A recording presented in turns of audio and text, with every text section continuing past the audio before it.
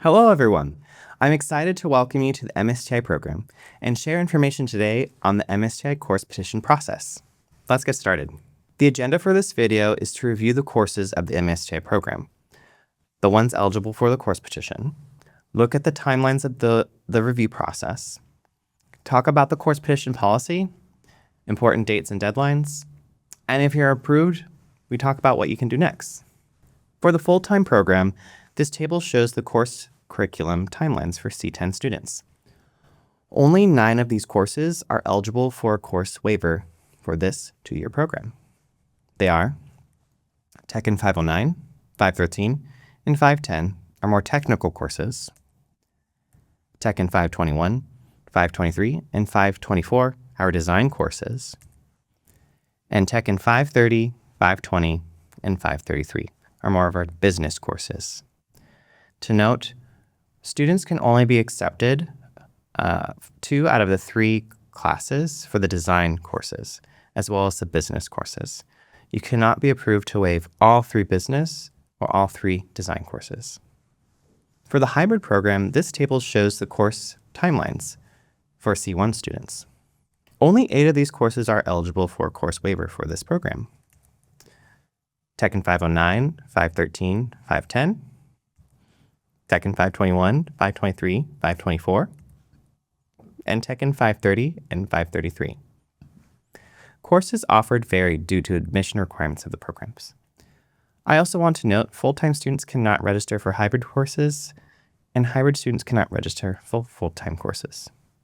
Let's talk timelines. This flowchart shows the process for reviewing course petitions and takes about 3 to 4 weeks to complete a full cycle for all students before decisions are released. First, students should review course syllabi to see if completed coursework is similar to what they took previously.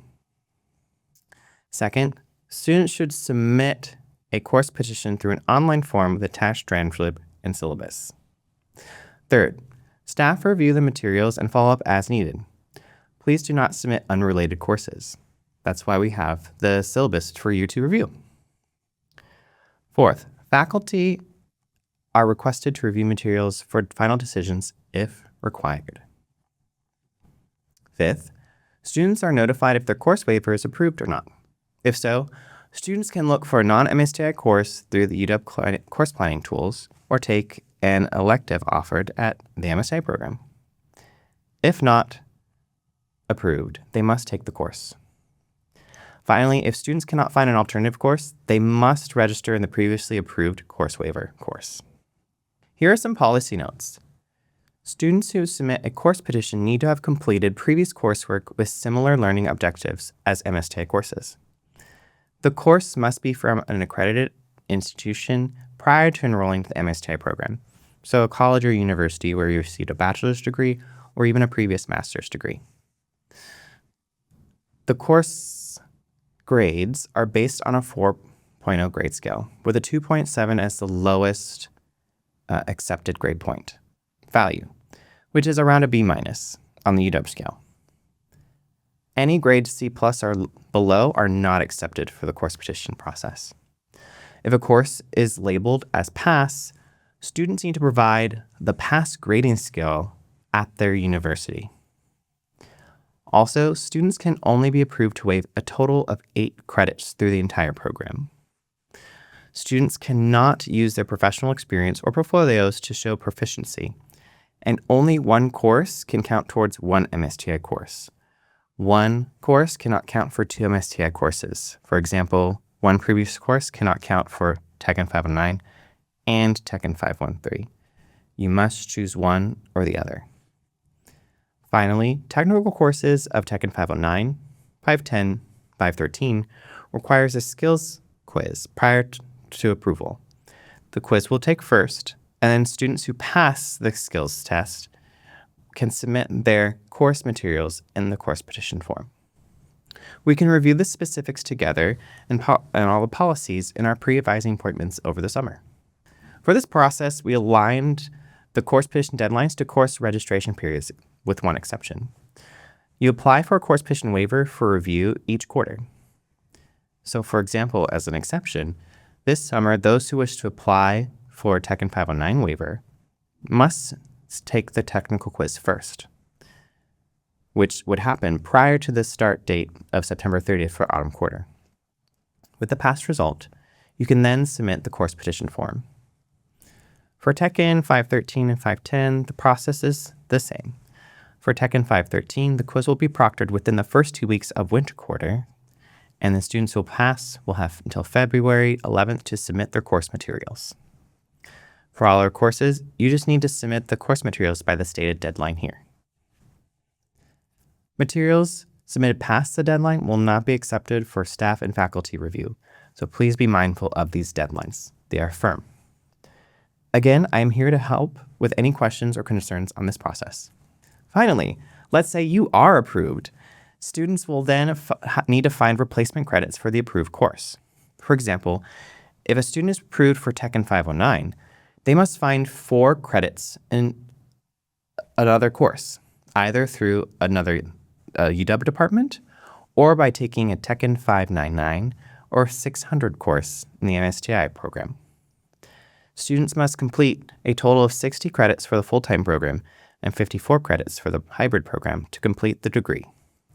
You can find courses by looking at a variety of sources, such as using the course catalog, My Plan, and other UW resources listed here. Something to note, students must take a course that is labeled 400 or above to count towards the degree. Students cannot take classes lower than that, so no courses labeled 100, 200, or 300. Also, students cannot schedule a course at the same time as an MSTI course, or if they're taking an academic English program course. So please be mindful of your course schedules. Also, please be mindful of commute times to the UW main campus from our campus in Redmond at Microsoft. The MSTI program offers elective courses labeled Tech-In 599, which have topics ranging from AI products to customer relations to AR/VR. We continually update these courses and offerings and let students know about these changes through our email newsletter and at program meetings. As a note, Tech-In 601, which is the internship credits, cannot count towards the degree. Students must also remember to check UW academic registration deadlines, policies, and fees. As a PCE-based student, we recommend to only take other PCE-based department courses, such as those as HCDE. You'll want to check with each department whether if they are a state-based tuition program or a fee-based tuition program. State tuition courses result in higher fees and sometimes double charges for fee-based students. Students need to maintain a registration of 10 credits per quarter in the full-time program to graduate on time, qualify for financial aid, and maintain full-time status if you are a F1 or J1 visa holder. Finally, one other option to consider if approved for a course petition is an independent study, Tech-In 600. Students can start considering an independent study from the second quarter, which is the winter quarter of their first year. Students cannot request an independent study in the program for their first autumn quarter, as we believe students still need to develop professional connections with the program staff, as well as other faculty and staff across the UW campus. So an independent study is a voluntary experience that faculty do not receive compensation for, and they must supervise and grade a student's progress on their own time. Students can make an appointment with me to discuss the process on how to fill out the independent study application form and other various things on how to approach a faculty member. Forms are due at the start of the finals weeks prior to the start of the quarter of enrollment. So for example, if you wish to take an independent study in the spring quarter, you'll want to complete the independent study application the first day of finals week of winter quarter. If you have any questions, please let me know. Thanks for listening on this course petition process. Really excited to welcome you into the program. And please reach out to me with any questions, and remember to schedule your pre-advising session this summer. Take care, y'all.